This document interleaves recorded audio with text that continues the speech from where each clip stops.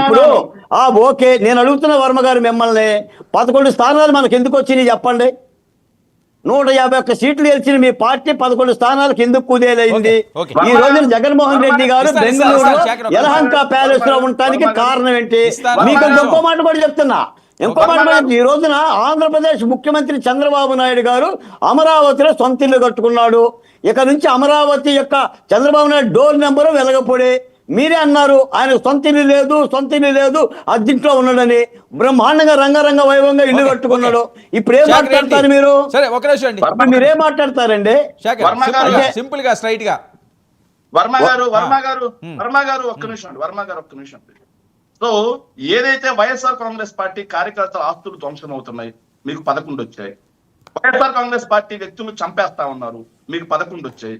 YSR Congress party social media కార్యకర్తల మీద అక్రమంగా కేసులు పెడతా ఉన్నారు, అరెస్టులు చేస్తా ఉన్నారు, మీకు 11 వచ్చాయి. అయ్యా మీరు దొంగ హామీలు ఇచ్చి అధికారంలోకి వచ్చారు, హామీలు నెరవేర్చండి, మీకు 11 వచ్చాయి. 1,50,000 కోట్లు అప్పు చేశారు, ఎవరికి ఏం చేయట్లేదు, మీకు 11 వచ్చాయి. ఏదండి బాలకోటయ్య గారు మీరు మాట్లాడేది తప్పండి, శాంతిప్రసాద్ గారు మీరు మాట్లాడేది తప్పండి, నరసింహప్రసాద్ గారు మీరు మాట్లాడేది తప్పు, అబద్ధాలను వల్ల వేస్తా ఉన్నారు, మీకు 11 వచ్చాయి.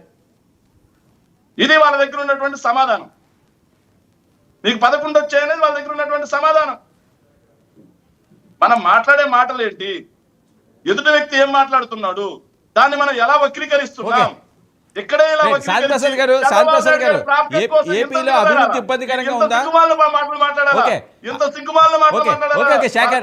శేఖర్ పర్సనల్గా వెళ్ళొద్దు. శాంతిప్రసాద్ గారు ఏపీలో అభివృద్ధి జరగట్లేదు, ప్రతిపక్షంలో ఉన్న వాళ్ళు ఏం మాట్లాడినా మీరు 11కే పరిమితం అయ్యారు అంటున్నారు తప్పించి రాష్ట్ర బాగోగులు చూడలేదు అన్నది.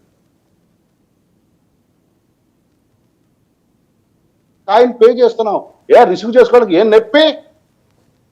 5 సంవత్సరాలు మేము పడలా నొప్పులు పడిపోతున్నాడు. ఏదో అప్పుడే 10 నెలలకే నొప్పులు పడిపోతున్నారు. ఇంకా ఉంది, ఇంకా 4 సంవత్సరాలు ఉంది. ఓపిక పట్టు. ఇకపోతే ఆగసానుగా విశాఖపట్నం పవన్ కళ్యాణ్ గారు వెళ్ళారు జనవాణి కార్యక్రమం గురించి. అక్కడ ఒక ఐపీఎస్ అధికారి ఆయన కారు మీద ఎక్కి ఏం మాట్లాడాడు, ఆయనకు వస్తున్న ఇన్స్ట్రక్షన్స్ లైవ్ లో ఏమొచ్చినాయి, ఎవరో అక్కడ సజ్జల రామకృష్ణ రెడ్డి అతను కూర్చోబెట్టని మాట్లాడుతూ లైవ్ లో రాలేదా? మేమందరూ చూడలేదా? పోలీసులు అంటే అప్పుడు మరి బట్టలు పుదిస్తారని అప్పుడు మరి జగన్ రెడ్డి గుర్తు రాలేదా? ఆ రకంగా చేయడం తప్పు అని పవన్ కళ్యాణ్ గారిని 2 రోజుల పాటు హోటల్లో నిర్బంధించారు. అక్కడ ఉన్న కార్యకర్తలందరినీ తీసుకెళ్లి కేసులు పెట్టారు. తర్వాత ఏదో పెద్ద గొప్ప జరిగినట్టుగా ఆఖరి బొలిశెట్టి గారిని, మా శివశంకర్ గారిని కూడా హత్యాయత్నం కేసు కట్టించారే. మరి అప్పుడు నీకు గుర్తు రాలేదా పోలీసు వ్యవస్థ గొప్పతనం? ఇప్పుడు గుర్తొచ్చిందా నీకు? వ్యవస్థ నుంచి బయటకు వెళ్ళేటప్పటికి వ్యవస్థలో ఉంటే ఒక రకంగా ఉంటావు, వ్యవస్థ దాడితో ఒక రకంగా మాట్లాడతావు నువ్వు. అసలు నేను మాట్లాడింది ఏంటి, కొద్దిగా మంచి మాట మాట్లాడా. ఎటువంటి వ్యక్తులు అయినా కానీ మంచితనం ఉంటుందని దాని అంశం చెప్పడం కోసం తెలుగులో సాధారణంగా మాట్లాడే ఒక మంచి మాట మాట్లాడా. చిచ్చి అది కూడా మా వాడికి లేదని చెప్తున్నాడు శేఖర్ రెడ్డి. నిజమే, తల్లి పట్ల